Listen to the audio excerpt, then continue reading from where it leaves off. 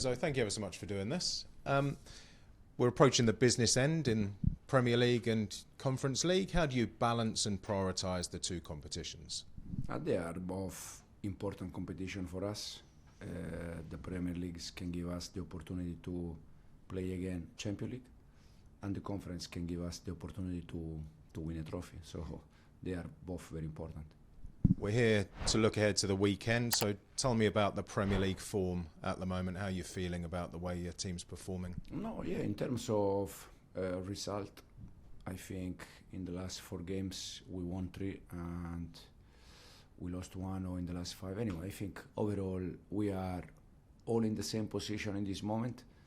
It's a big fight, many teams there for Champions League spot, but hopefully we can be there until the end and we can achieve that.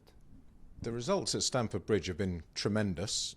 Wins away from home seem harder to come by. That's results, but when you analyse performances, how big a difference is there?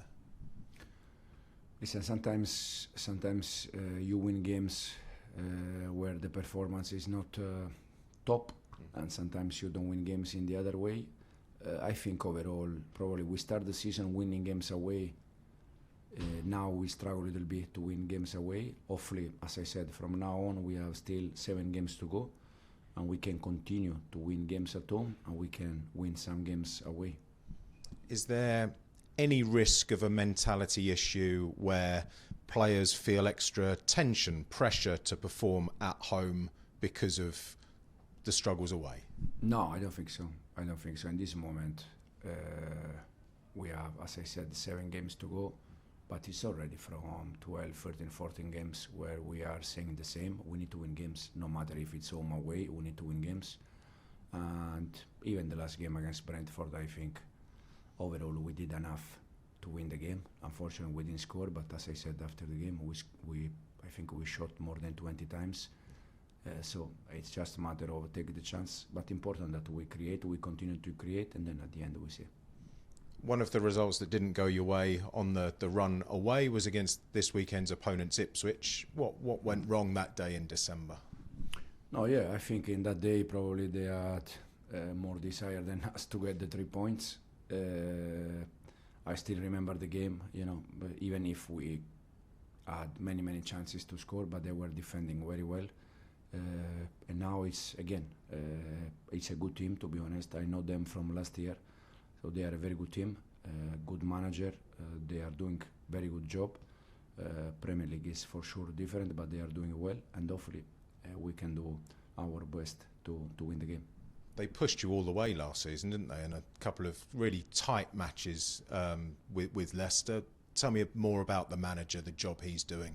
He's doing fantastic job. He's doing fantastic since already 2-3 years ago. Really good job against us. Last year I think we were winning both games home away, and then in the extra time they draw in both games. But overall, I think from League One, Championship, Premier League, and this year they are there, they have been there. So congratulations to them, congratulations to Keenan that is doing a fantastic job.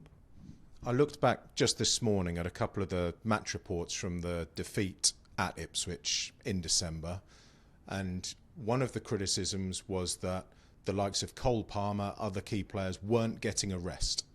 Sunday at Brentford, you give Cole Palmer and other players a rest, and then you're criticised again. Is it any fun being a manager? No, the only thing I can say is that any decision we take is because we think it's the best for the team. So I still remember, as you said, the game away. I still remember Brentford game, and as I said after the game, we planned the game in that way, starting one way and finishing the other way. And I think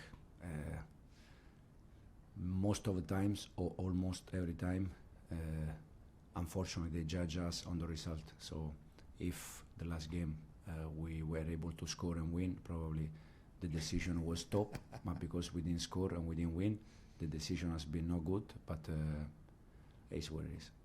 Fair enough. Liam Delap played a big role in that game at Portman Road. There's a lot of attention on him at the moment. How good, as I know you're always up against elite players, but as a 22-year-old striker, how good is he? How good can he be? No, he's already very good. I know Liam from 5-6 years ago. I had him for one season with City under 23, so I know him quite well. For me, it's already a good player. It's already a very good player, and he can be a top player. So it depends on him, but yeah, he's doing well at Ipswich, and all the best to him. In terms of your own goal scoring, you mentioned the 20-odd shots you had at Brentford. How frustrated are you that the goals aren't going in as much as they were at the moment? First of all, it's important to create. I think we create enough in the last game, but overall, all the season, we are creating enough. Sometimes it's matter to score goals. Sometimes you have to score goals from outside the box because they defend the box very well. I think Brentford, most of the game, they were with 11 players inside the box, so it's difficult to find space, to find solution. Sometimes you need shots from outside the box. We try many times with different players, Pedro Neto, Enzo Fernandez, Cole Palmer. We try with all of them. We were close, but unfortunately we didn't score. But as I said, I'm more worried when we don't create, but when we create, we're going to be more lucky and score goals. Is it the same picture out on the training pitch in the week, or are goals flying in to give you the confidence that a corner will soon be turned? No, it's also training session is different from the game, but overall is to be honest, I'm not worried because we don't score goals, because we have quality enough with all the players we have at the front, and also because the reality is that we are probably the third or the fourth best attacking team in the Premier, so that means that we score goals. We could score more for sure, but hopefully we can score more in the future. Just on one attacking player, Nicolas Jackson, you've got 2 games a week now for the rest of the season, hopefully. He's only recently come back from injury. How soon can he be playing twice a week? Yeah, we need to manage him because you can see how important is Nico for us.